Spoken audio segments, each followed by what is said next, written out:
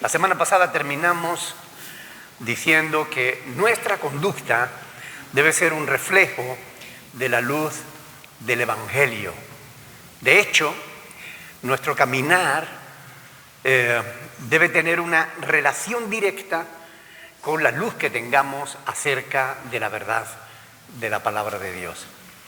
También dijimos que debíamos ayudarnos mutuamente, los unos a los otros, como atalayas de Dios, ¿verdad? Advertirnos unos a otros de cuando vemos venir el peligro, corrigiéndonos en amor, con espíritu de mansedumbre. Estábamos en Efesios capítulo 5 y leamos el versículo 14 hasta el 17, del 14 al 17. Dice la palabra del Señor ahí: por lo cual dice, despiértate tú que duermes y levántate de los muertos y te alumbrará Cristo. Mirad pues con diligencia cómo andéis, no como necios, sino como sabios, aprovechando bien el tiempo, porque los días son malos. Por tanto, no seáis insensatos, sino entendidos de cuál sea la voluntad del Señor. Amén. Pablo termina esta reflexión que él está haciendo a los efesios con un refrán, con un proverbio popular, cristiano, bien conocido en aquella época, que algunos teólogos creen que se trataba de una estrofa, de un cántico, de un himno que se cantaba durante el bautismo cristiano, que habla de la resurrección de entre los muertos, es decir, del alma regenerada. Es decir, por lo cual dice, despiértate tú que duermes y levántate de los muertos y te alumbrará Cristo. Esta es una clara exhortación a no dormirnos en los laureles. Los cristianos siempre tenemos que estar alertas, despiertos, porque el enemigo está ahí, acechando. ¿Recuerdan las palabras del apóstol Pedro? Que dice, sed sobrios y velad, porque el diablo, ¿como qué? Como león rugiente, anda alrededor buscando a quien devorar. ¿Han visto un reportaje de esos documentales que echan a veces en la televisión, cómo los leones están como agazapados y se mueven con mucho sigilo, con mucho cuidado? Ellos saben hacia dónde sopla el aire y se pone siempre en contra del aire para que su olor no llegue a la presa. Ellos son muy inteligentes porque quieren cazar a la presa y observan la manada y buscan a los más débiles. Y son a esos a los que ellos toman como objetivo. Y entonces los leones cazan en manadas, ¿verdad? Y ellos se van acercando poco a poco, y cuando la manada está más tranquila, cuando menos se lo espera, ahí saltan y empiezan a correr detrás de su presa. Y si lo pillan desprevenido, ahí mismo cae. Así, esa es la imagen que el apóstol Pedro nos transmite en su advertencia en primera de Pedro capítulo 5, ¿verdad? Sed sobrios y velad. Velar significa vigilar, porque el diablo anda así, buscando agazapado, mirando y diciendo, a ver, ¿será Montaña? ¿Será Teo? ¿Será Jimmy? ¿Será esto? ¿Quién será el que esté más despistado? ¿Quién será el más débil? Ah, por ese voy a ir. Y así es el enemigo. Por tanto, la exhortación de Pablo, despiértate tú que duermes y te alumbrará Cristo, ¿no? Levántate de los muertos y te alumbrará Cristo. Es una advertencia para todos nosotros, para que ninguno de nosotros nos durmamos, para que estemos alerta, porque estamos en guerra, ¿verdad? Y no es una guerra contra las personas, no es una guerra contra carne y sangre, sino contra las huestes espirituales de maldad. Es por eso que debemos estar alerta. Fíjense que este pasaje, cuando yo leía este pasaje, esta estrofa, a mí me recordaba la parábola de las 10 vírgenes. ¿Recuerdan? Vayamos a Mateo capítulo 25. Mateo capítulo 25. Veámosla por un momento porque de verdad que es importante meditar en estas cosas, ¿no? Desde el versículo 1, dice ahí Mateo 25, 1, dice, entonces, es Cristo quien está enseñando. Está enseñando a sus discípulos y les dice, entonces el reino de los cielos será semejante a 10 vírgenes que tomando sus lámparas salieron a recibir al esposo. 5 de ellas eran, ¿qué significa prudentes? Cuidadosas, que estaban preparadas, precavidas, ¿verdad? Que se adelantan a lo que puede suceder. ¿Ok? Ellas eran prudentes y 5 eran insensatas. La insensatez, ¿en qué se relaciona con la prudencia? Justamente en lo contrario, ¿no? Es el no prever lo que puede ocurrir, sino simplemente ser necios, ser imprudentes, ser descuidados. ¿Ok? Dice, las insensatas, tomando sus lámparas, no tomaron consigo aceite. Simplemente llevaban el aceite que llevaban en las lámparas, pero no llevaban aceite. Mas las prudentes tomaron aceite en sus vasijas, juntamente con sus lámparas. Es decir, miraron si las lámparas tenían o no aceite. Porque una lámpara sin aceite, ¿de qué sirve? No alumbra, ¿verdad? Es como quien tiene una linterna pero no tiene pilas. ¿De qué te servirá la linterna sin pilas? De nada. Y tardándose el esposo, cabecearon, ¿cuántas? ¿Las prudentes o las insensatas? Todas. Todas cabecearon. Es decir, porque el cansancio nos pilla a todos por igual, ¿verdad? Todas cabecearon y se durmieron. Todas. Y a la medianoche se oyó un clamor. Aquí viene el esposo, salid a recibirle. Y entonces todas aquellas vírgenes se levantaron, arreglaron sus lámparas.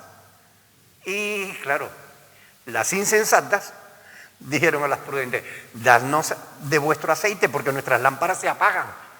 Ajá. Encendieron sus lámparas, pero de momento la llama empezó a irse. Mas las prudentes respondieron diciendo, para que nos falte a nosotras y a vosotras. Y más bien a los que venden y compran para vosotras mismas. Pero mientras ellas iban a comprar, vino el esposo. Y las que estaban preparadas entraron con él a las bodas y se cerró la puerta. Porque todo tiene su tiempo, ¿verdad? Después vinieron también las otras vírgenes diciendo, Señor, ábrenos. Mas él respondiendo dijo, de cierto os digo que no os conozco. Velad pues, porque no sabéis ni el día ni la hora en que el Hijo del Hombre ha de venir. Amén. Es una parábola hermosa que nos habla de la necesidad de estar alerta, de ser prudente, de estar esperando al Señor sabiendo que Él viene pronto. Es una hermosa parábola. Ahora, aquí hay implícitas algunas enseñanzas que nosotros tenemos que tener en cuenta. ¿Qué debemos aprender de este pasaje? ¿Qué creen ustedes que debemos aprender?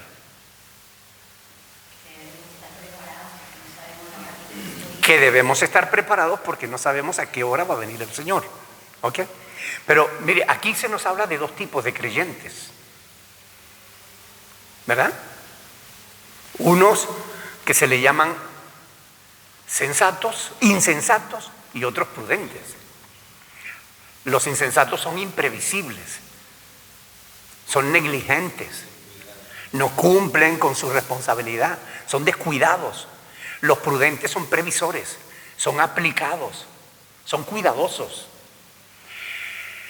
También aprendemos que todos enfrentamos las mismas situaciones. Unos y otros enfrentamos las mismas dificultades. El cansancio, el riesgo de dormirnos, todos. ¿Ok? Y la aparente tardanza del Señor, porque recuerden lo que dice Pedro, ¿verdad? Dice que el Señor no retarda su promesa, según algunos la tienen por tardanza, sino que simplemente Él es paciente, esperando que todos procedan al arrepentimiento, porque Él no quiere que ninguno se pierda. ¿Ok? No es que el Señor se tarde, es que está esperando que el número de los que han de ser salvos sean salvos y ya después se cerrará la puerta. ¿Y qué pasará con los que no hayan respondido antes? ¿Podrán entrar? Se quedarán fuera. Por eso la importancia de responder al Señor, ¿verdad? Pero bueno, todos enfrentamos las mismas dificultades, el cansancio, el sueño, pero la fe y la prudencia no evita que nosotros tengamos que enfrentar esas dificultades. Mientras el Señor viene, aquí tenemos que soportar ciertas dificultades, ¿verdad? Ya a partir de cierta edad empiezan a dolernos las rodillas, ¿verdad? Sí, decía una viejita que al levantarse le crujieron las rodillas, después levantarse le crujió la cintura. Dice, no, yo no estoy vieja, yo lo que estoy es crujiente. No cabe duda de que mientras que el Señor viene, aquí vamos a enfrentar dificultades de todo tipo. Y el mundo va a tratar de atrapar nuestra atención para que seamos imprudentes, para que no seamos sabios, sino necios. El mundo va a tratar de captar nuestra atención para involucrarte en mil cosas que no son de la voluntad de Dios, para que no puedas hacer precisamente lo que Dios quiere que haga. Todos vamos a enfrentar eso. Pero si algo nos enseña esta parábola, es que nuestras acciones tienen consecuencias. La insensatez o la prudencia tienen un resultado final. La insensatez te dejará fuera, la prudencia te permitirá entrar. Esto es una realidad y esto tiene que ver justamente con esto que nos decía Pablo: despiértate tú que duermes, levántate de los muertos y te alumbrará Cristo, ¿no? Es una exhortación a que todos nosotros estemos alerta, vigilando, porque vivimos en un tiempo en el que se le están restando importancia a las cosas que de verdad la tienen y se le están dando importancia a cosas que no la tienen. Verdades bíblicas que antes eran tesoros para los cristianos, hoy en día son menospreciadas. Se minimizan doctrinas fundamentales de la fe. Se menosprecian la verdad tal y como la encontramos en las Escrituras. El pecado ya no es una preocupación para muchos cristianos. Pecan y, bueno, piensan que Dios lo pasará por alto. Dios es bueno. Creen en una gracia barata. Pero la verdad es que la gracia de Dios no fue barata. A Él le costó la vida de su propio Hijo. Y esto es algo que tenemos que pensar seriamente. ¿Creen sinceramente que Dios dará por inocente al culpable? ¿Que no se arrepiente de sus pecados y que se burla de su misericordia?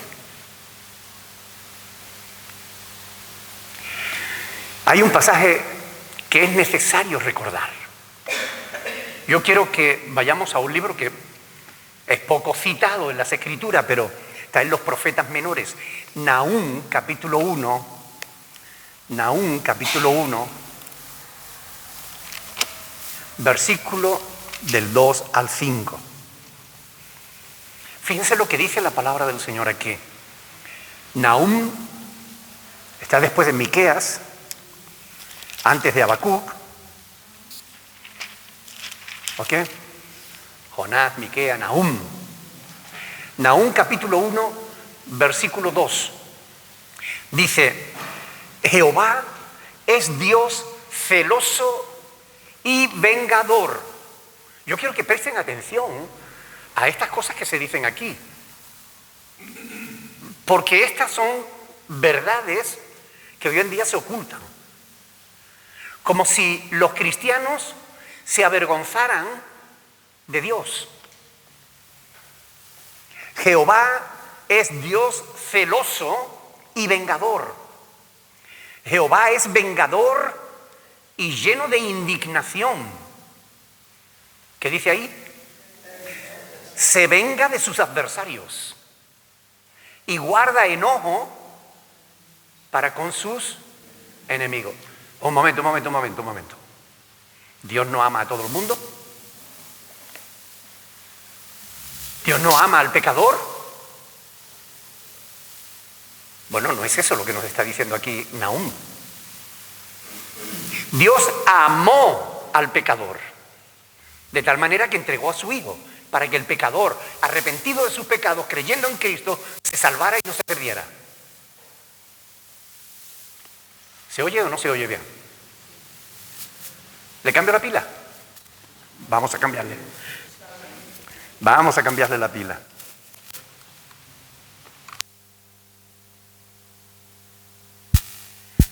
¿Se oye mejor así? Esperemos que sí. Digo, realmente Dios amó al pecador. ¿Recuerdan Juan 3:16? De tal manera amó. Amó es pasado, presente o futuro. Pasado. Amó. De tal manera que dio a su Hijo, para que los pecadores dejaran de serlo, no para que siguieran siéndolo. Jehová es tardo para la ira y grande en poder. No tendrá por inocente al culpable, subrayen eso. No tendrá por inocente al culpable. Jehová marcha en la tempestad y el torbellino, y las nubes son el polvo de sus pies. Él amenaza al mar y lo hace secar, y agosta todos los ríos. Basán fue destruido y el Carmelo, y la flor del Líbano fue destruida. Los montes tiemblan delante de él, y los collados se derriten. La tierra se conmueve a su presencia, y el mundo y todos los que en él habitan. La imagen que se nos dan aún de Dios es de un Dios temible. ¿Es Dios temible? ¿Sí o no? Es Dios temible. Fíjense si es temible que cuando Dios se manifestó en el monte Sinaí, recuerdan que después de sacarlos de Egipto, Dios convocó al pueblo y Moisés subió a la presencia del Señor, y cuando Dios se manifestó, el pueblo tembló, porque había truenos, relámpagos, y la voz de Dios tronaba. Y el pueblo tuvo miedo. Y cuando Moisés bajó del monte, le dijo: Moisés, que Dios no nos hable más. No queremos ir a la presencia de Dios, no sea que muramos. Que Dios te habla a ti y tú nos dices lo que Él quiera que sepamos. Tuvieron miedo, tuvieron temor. Hoy en día la gente ha perdido el temor de Dios. ¿Por qué creen ustedes que es? ¿Por qué creen que la gente hoy no tiene temor de Dios? Por el libre albedrío. No, tener libertad no es un motivo para tener miedo o para no tenerlo. ¿Por qué la gente ha perdido el temor de Dios? Por falsas doctrinas, porque se está predicando a un Dios falso. Se le está presentando a la gente un Dios que no es real, un Dios bonachón, que pasa por alto el pecado de todo el mundo, que no castiga a nadie. Y esa es una falsa imagen de Dios. Cuando alguien adora una imagen falsa, es un idólatra. Aunque sea una imagen mental, aunque no sea una imagen de madera o de escayola. Cuando tú tienes una imagen, tú te creas un Dios a tu imagen, conforme a los pensamientos de tu propio corazón, tú no eres un cristiano, no eres un adorador de Dios, del Dios real y verdadero. Eres un idólatra, que te creas una imagen de Dios a tu conveniencia o a tu parecer. Pero eso es idolatría. Hoy se oculta esta imagen de Dios celoso y vengador. Un Dios que se indigna con la maldad, que se enoja con el pecador. No se predica. Es cierto que Dios es lento para la ira y grande en misericordia. Eso es cierto. Pero también lo es que Dios no dará por inocente al culpable. Aquel que no se arrepiente de sus pecados, está escrito que pagará las consecuencias de su pecado. Fíjense en el versículo 3. No tendrá por inocente al culpable. Ahora, miren cómo continúa a partir del versículo 6. ¿Quién permanecerá delante de su ira? ¿Y quién quedará en pie en el ardor de su enojo? Su ira se derrama como fuego y por él se encienden las peñas. Jehová es bueno, fortaleza en el día de la angustia, y él conoce a los que en él confían. Mas con inundación impetuosa consumirá a sus adversarios y tinieblas perseguirán a sus enemigos. Es decir, es verdad que Dios es bueno, pero también es verdad que Dios es justo y que Dios demanda justicia. La gente hoy no tiene temor de Dios, ni siquiera muchos de los que se autoproclaman cristianos, porque se está predicando, como digo, un evangelio diluido, un evangelio que no es real, que lleva a las gentes a ideas erradas, erróneas sobre la persona de Dios. Por eso es importante escudriñar las Escrituras para ver cómo es Dios realmente, de verdad. Un evangelio que excluye la importancia del pecado, la necesidad del arrepentimiento genuino, es lo que está llevando a muchas personas a una falsa conversión, sin que se produzca realmente un nacimiento de nuevo. Muchas iglesias están llenas de gente no convertida. Adelante, Rosita. Despacio, despacio, para que yo me entere. Perdón que eche para atrás, pero me he quedado con una cosa aquí, donde dice el primer versículo que Jehová, que Jehová se venga a sus opresores y guarda para sus enemigos. ¿Eso qué quiere decir? Que no... ¿A qué versículo te refieres? Al 2. Jehová es Dios celoso y vengador. Jehová es vengador y lleno de indignación. Se venga de sus adversarios y guarda enojo para sus enemigos. Vale, a lo que yo me he oído que cuando alguien, yo pregunto, ¿no? Que soy ignorante, pregunto, que cuando alguien nos hace de pronto algo que nos dice, no, conocemos que no tenemos que guardar enojo ni los sentimientos, y ahora por eso yo digo, ¿será que se iguala un poquito o cómo es? A ver, las normas de Dios, los mandamientos de Dios son para nosotros, no para Él. Él está por encima de toda norma, de toda ley. La ley no se le aplica a Dios. La ley la estipula Dios para nosotros. Él no quiere que nosotros seamos vengativos, sino que le demos lugar a la ira de Dios. Él está diciendo, no vengáis vosotros mismos, dejad lugar a la ira de Dios. Yo pagaré, dice el Señor, mía es la venganza. Por esto, porque Dios es vengador. ¿Ok? Pero quiere decir que lo que vemos en las Sagradas Escrituras es una imagen totalmente diferente a la que muchas veces se nos presentan. Y yo decía que hay iglesias que están llenas de gente no convertida, pero podría decir más. Podría decir que hay un montón de iglesias que no son iglesias, porque no se está predicando el evangelio de verdad. Son lugares donde la gente va a que se les adormezca la conciencia, a que se les tranquilice, a que se le diga, Dios es bueno, no te preocupes, tú vive tu vida. Pero eso no es una iglesia. Una iglesia es el conjunto de aquellos que aman a Dios, que conocen, aman y obedecen a Dios. Pero si no conocen a Dios, no son iglesia. Y muchos grupos de los que hoy se consideran iglesias no lo son, porque no están predicándoles la verdad. Pero nosotros como hijos de Dios tenemos el deber de escudriñar las Escrituras. Es lo que hacemos cada jueves.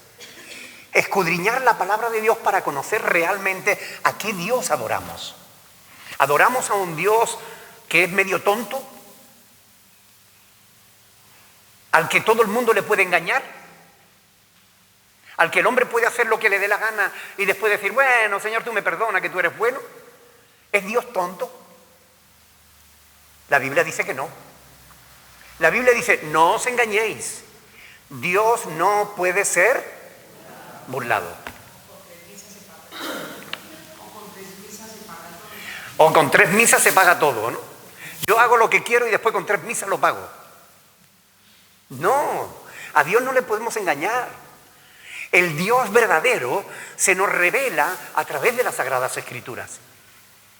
En estos días atrás yo predicaba sobre la persona de Dios y decía que Dios se ha manifestado a través de la creación, pero a través de la creación Dios nos muestra su poder.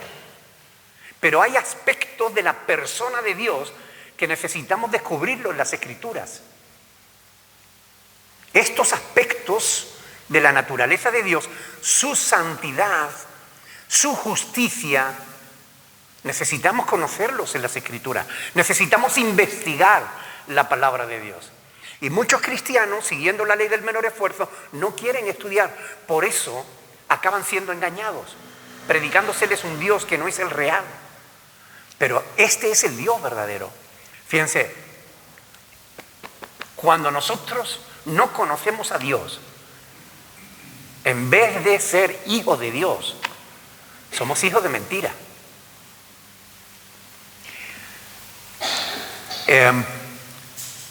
Dañamos la imagen de Dios cuando nosotros estamos creyendo en un Dios que no es el real. Porque vivimos como nos da la gana. Y eso daña la imagen de Dios y de la iglesia.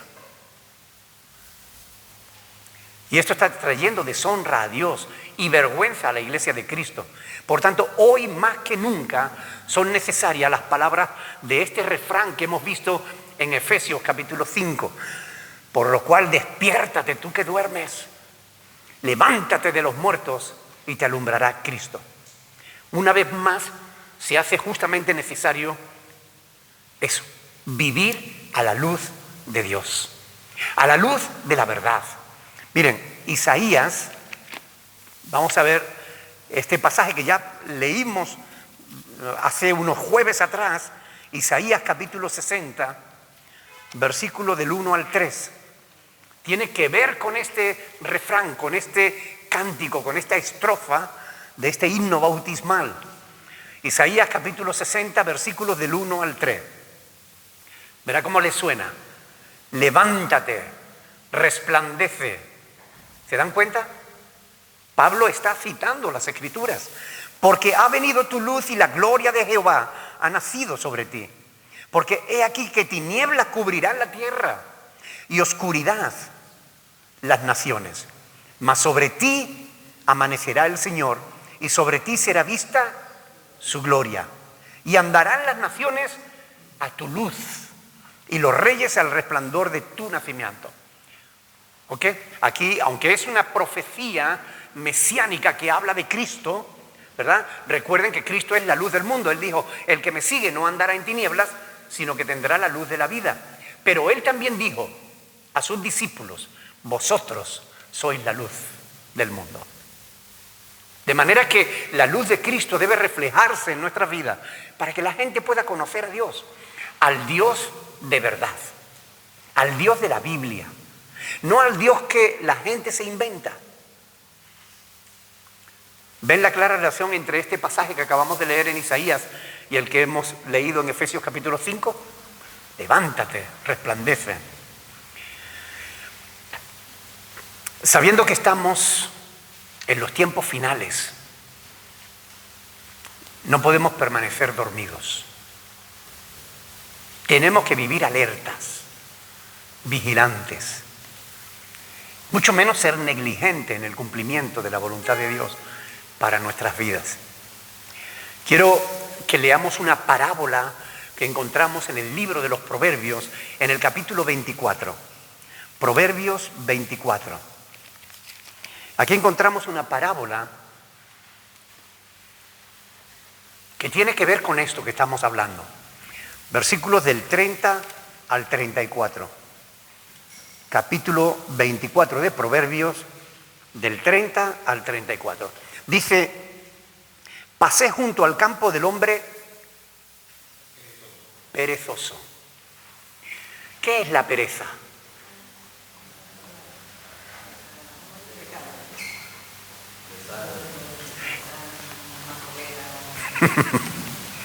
Junto a la viña del hombre falto de entendimiento. Y he aquí que por toda ella habían crecido los espinos. Ortigas habían ya cubierto su faz. Y su cerca de piedra estaba ya destruida. Miré y lo puse en mi corazón. Lo vi y tomé consejo. Un poco de sueño, cabeceando otro poco, poniendo una mano sobre otra mano, otro poco para dormir. Así vendrá como caminante tu necesidad y tu pobreza como hombre armado. En esta parábola que habla del perezoso y de cómo la pereza te lleva a la pobreza, ¿verdad? Esto es algo que todos podemos entender, ¿verdad? O sea, si yo me levanto a las 12 del mediodía, me doy un paseo a tomar un poquito el solecito y después me voy a comer y después me acuesto la siesta y después me quejo diciendo que mal está la vida, que no hay trabajo, que no sé qué. Pero chico, ¿tú la estás buscando o qué? Hay gente, ustedes, yo sé que para ustedes es algo impensable, pero hay gente sí. Bueno, pues esto mismo pasa también en el terreno de la fe. Hay gente que son diligentes, que se preocupan de cuidar su vida espiritual. Y hay gente negligente, perezoso, que no se esfuerza. Creen, ¿qué dice el apóstol Pablo? Dice que el labrador, para participar de los frutos, debe trabajar primero.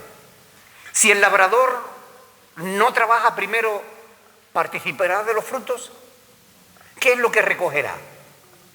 Ortigas, espinos, ¿verdad?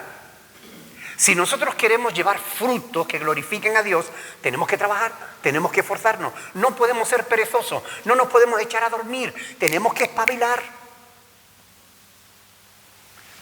Hay quien se echa a dormir. Un brazo sobre el otro brazo, un poquito, otro poquito, y bueno. Eso es negligencia. Eso es necedad. Tenemos que esforzarnos por trabajar en nuestra espiritualidad, en nuestra consagración. Yo no puedo vivir sin tener en cuenta a Dios para nada y después pretender tener todas las bendiciones de Dios. Porque las bendiciones, recuerden bien esto, siempre son condicionales. Todas las bendiciones de Dios son condicionadas a que tú creas a Dios, a que tú obedezcas a Dios, a que tú hagas la voluntad de Dios. Nosotros somos la iglesia de Cristo y tenemos una misión que cumplir antes de que Cristo venga por nosotros. ¿Cuál es esa misión?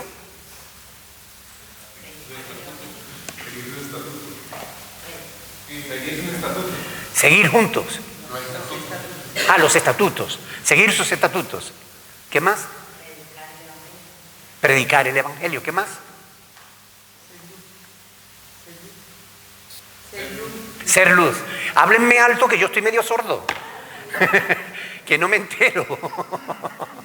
Háblenme en alto. De verdad que estoy medio sordo. Bueno, miren. Nuestra misión es cuidar de nuestras propias vidas. Porque si no cuidamos de nuestras propias vidas, no podremos cuidar de la vida de los demás. Tenemos que mirar por nuestra propia vida espiritual. Y también tenemos que hacer lo posible por ayudar a los demás a tener una vida espiritual. Somos llamados a eso. A no ser negligentes ni faltos de entendimiento, sino, bueno, ni mucho menos perezosos. Somos llamados a ser diligentes, Debemos hacer aquello para lo cual Dios nos ha llamado, aquello para lo cual Dios nos ha capacitado, aquello para lo cual Dios nos ha dado las herramientas necesarias. Tenemos que ser luz, tenemos que ser sal, tenemos que vivir de tal modo que la gente pueda ver a Dios en nuestras vidas. Y esto lo decimos y lo repetimos y una vez y otra vez. Pero ¿saben por qué? Porque es necesario. Porque esa es la voluntad del Señor. Es necesario que nosotros no durmamos como los otros que no conocen al Señor, sino que velemos, vivamos de tal modo que estemos siempre con nuestras lámparas preparadas. Que cuando venga el esposo, nosotros ahí podamos tener luz. Que no seamos echados fuera, que no nos quedemos fuera. Vayamos a Efesios capítulo 5. Efesios capítulo 5, versículo 15. Mirad pues con diligencia cómo andéis, no como necios, sino como sabios. Es decir, después de darnos esta estrofa, ¿verdad? Despiértate tú que duermes, levántate de los muertos y te alumbrará Cristo. Después de darnos esa exhortación nos dice, pues mirad pues con diligencia cómo andéis. Mirad, bueno, a partir de aquí Pablo pasa de nuevo a dar algunos consejos prácticos. Me encanta la teología paulina por eso, porque es una teología de a pie, es una teología de poner por obra. Él explica las cosas de manera sencilla para que se puedan practicar. Es decir, no nos dice solamente despiértate tú que duermes, sino que nos dice, bueno, ¿y ahora cómo hacemos eso? ¿Cómo nos mantenemos despiertos? ¿Cómo podemos hacer la voluntad de Dios? ¿Cómo nos podemos mantener en la voluntad de Dios? Bueno, pues aquí nos da consejos prácticos para que tienen que ver con el comportamiento prudente que se espera de los hijos de Dios. Se trata de un llamado a la prudencia, a un estilo de vida de acuerdo a las Escrituras. Ser sensatos, cuidadosos, todos esos sinónimos que hemos dicho de la prudencia, ¿verdad? Con nuestro comportamiento, porque podemos ser de mucha bendición o también incluso de mucho perjuicio para la iglesia o para otros. Podemos ser de bendición o podemos ser de perjuicio. Ustedes y yo sabemos, porque lo hemos estudiado a fondo, que la iglesia de Corinto era una iglesia, bueno, tenían multitud de problemas, ¿verdad? Lo estudiamos en su día, vimos la multitud de problemas que había de todo tipo. Tenían problemas doctrinales, de religiosidad legalista, farisaica, divisiones, problemas de convivencia, de pecado.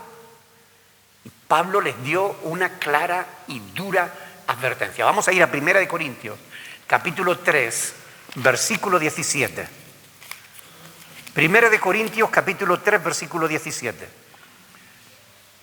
Fíjense las palabras de Pablo aquí en este texto. Escuchen bien. Si alguno destruyere el templo de Dios, ¿qué dice ahí? Dios le destruirá a él, porque el templo de Dios, el cual sois vosotros, santo es. Fuerte, ¿no? Fuerte. Es decir, la conducta de los cristianos no puede ser una conducta necia e irresponsable. Tiene que ser una conducta respetuosa, obediente a Dios. Tiene que estar en sintonía con la voluntad de Dios, que nos demanda una conducta ejemplar en comparación con aquella otra imprudente. Por eso nos dice, mirad pues con diligencia. Y esa expresión significa que debemos mirar con atención, ¿okay? Con cuidado, con diligencia. Presta atención. ¿Qué significa eso? Justamente, para que no tropecemos. Cuando el Señor Jesús hablaba de los últimos tiempos, una de las cosas que dijo el Señor en Mateo capítulo 24 es que muchos tropezarían. Muchos tropezarán entonces y se entregarán unos a otros. Y unos a otros se aborrecerán. Y muchos falsos profetas se levantarán y engañarán a muchos por haberse multiplicado la maldad. El amor de muchos se enfriaría. Y aquí no habla solamente del amor del mundo. Es cierto que en el mundo cada vez hay menos amor. Pero ¿y en la iglesia? También se puede correr el mismo riesgo de que nuestro corazón se endurezca, de que nuestro corazón deje de latir ese mismo amor, esa misma pasión por las cosas de Dios, por la voluntad de Dios, por ser de edificación para los demás.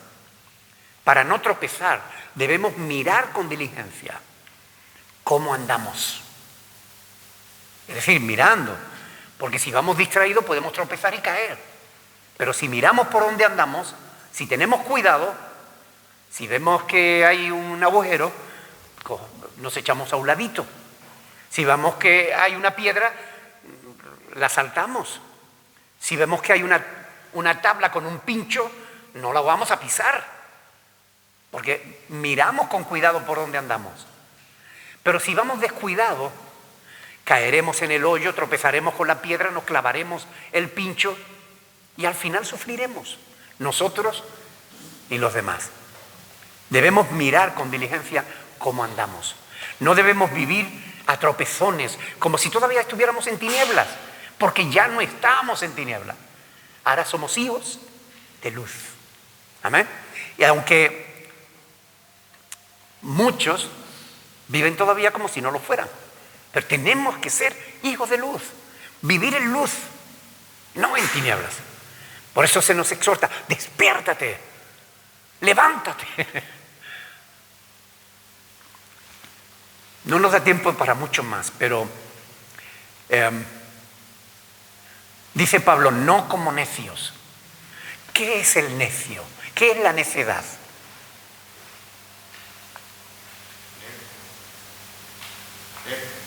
La terquedad.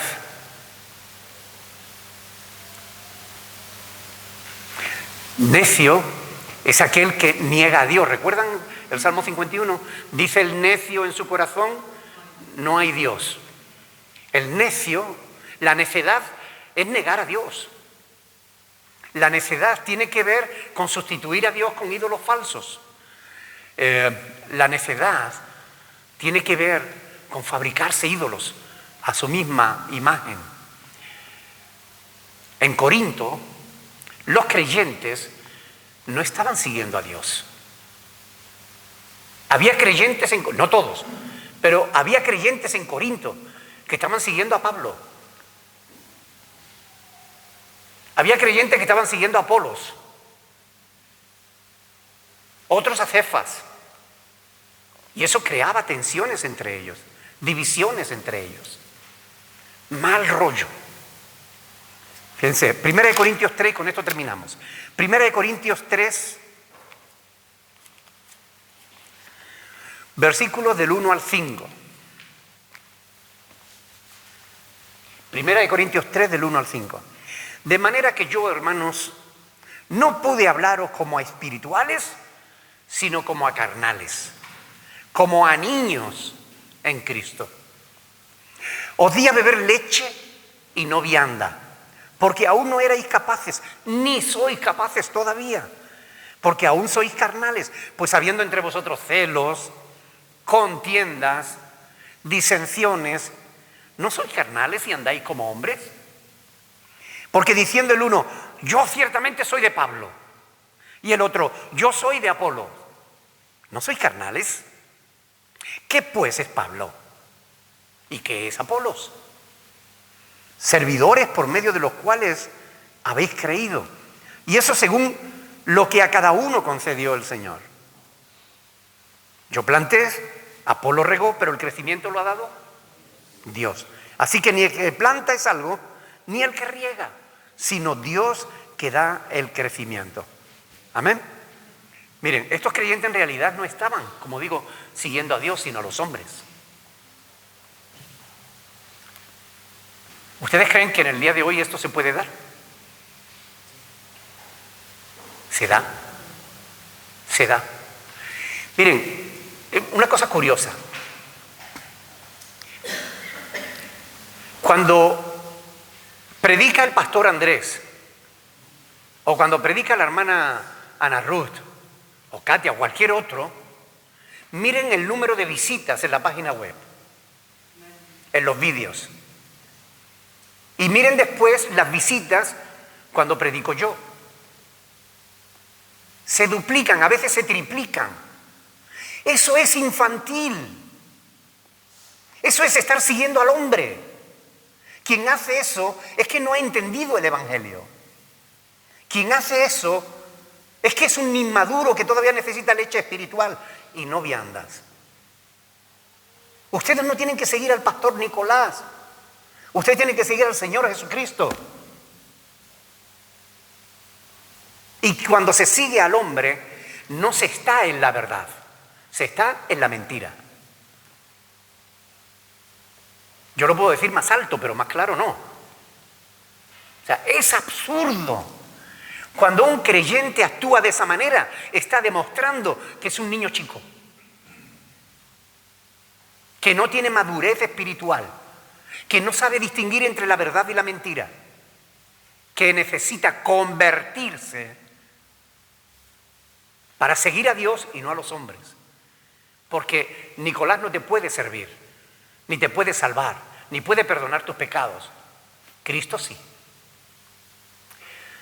Quienes seguían a Pablo o a Apolo creían que estaban haciendo lo correcto, pero en el fondo eran idólatras. Si a ustedes les gusta cómo predica el pastor Nicolás y no les gusta cómo predica el pastor Andrés, ustedes son idólatras. Y yo jamás he querido que ustedes me sigan a mí. Jamás. Pero esto es importante aclararlo, porque tenemos que aprender. Despierten, por favor. Especialmente se lo digo a todos los que nos siguen a través de las redes sociales. ¡Despierta!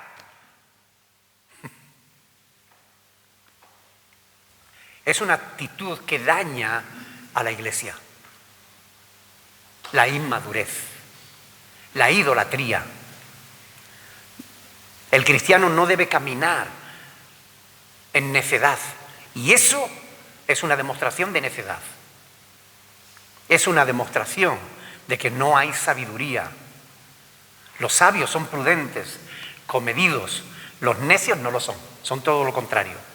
Los sabios siguen la palabra de Dios, da igual quien la predique, porque la palabra es de Dios. No es la palabra del pastor Nicolás o de la hermana Ana Ruth, es la palabra de Dios. Y lo que edifica es la palabra de Dios, no quien la transmita. La necedad no necesariamente tiene que ver con la ignorancia. Los necios pueden ser eruditos, pero sus disertaciones serán necias, porque no estarán basadas en la verdad de las Sagradas Escrituras, sino en los pensamientos de su propio corazón. Fíjense que hay un proverbio que dice que manantial de vida es el entendimiento al que lo posee, mas la erudición de los necios es necedad. Es decir, los necios pueden ser eruditos, pero su erudición es necedad. O sea, que no necesariamente el inmaduro, el necio, puede ser un ignorante, puede saber mucho. Pero si no anda conforme a la verdad de Dios, sigue siendo necio. La sabiduría es justamente lo contrario a la necedad. La sabiduría nos lleva a la verdad. Y todos sabemos cuál es el principio de la sabiduría, ¿no? El temor a Dios. Y si alguno tiene falta de sabiduría, pídala a Dios, ¿verdad? Porque Él da abundantemente a todos, abundantemente y sin reproche.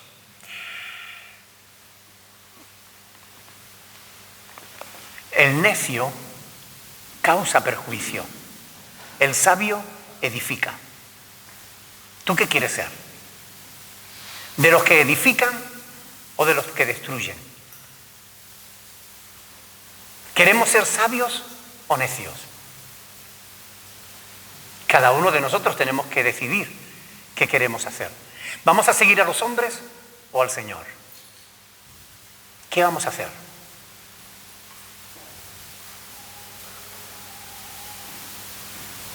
Oremos al Señor y pidámosle que nos ayude a entender todas estas cosas y a tenerlas en cuenta, a meditarlas y a tenerlas en cuenta en nuestra vida, para que por ellas podamos crecer en el conocimiento de la verdad y podamos adorar al Dios vivo y verdadero conforme a las Sagradas Escrituras, a la verdad que Él nos revela en su palabra. Oremos, hermanos. Padre del cielo, te damos gracias por esta oportunidad hermosa que nos has dado de poder meditar en tu palabra. Ayúdanos, Señor, a continuar meditándola, investigándola, profundizándola. Ayúdanos a entenderla, a digerirla, a ponerla por obra. Ayúdanos para que andemos como sabios, no como necios. Ayúdanos a ser edificadores, colaboradores contigo, Señor, a no ser tropiezo para los demás, sino todo lo contrario, a edificar tu pueblo, a edificar tu iglesia, a ser instrumento de bendición en tus manos, para la gloria de tu bendito nombre. En el nombre de Jesús. Amén. Amén. Dios le bendiga, mis hermanos.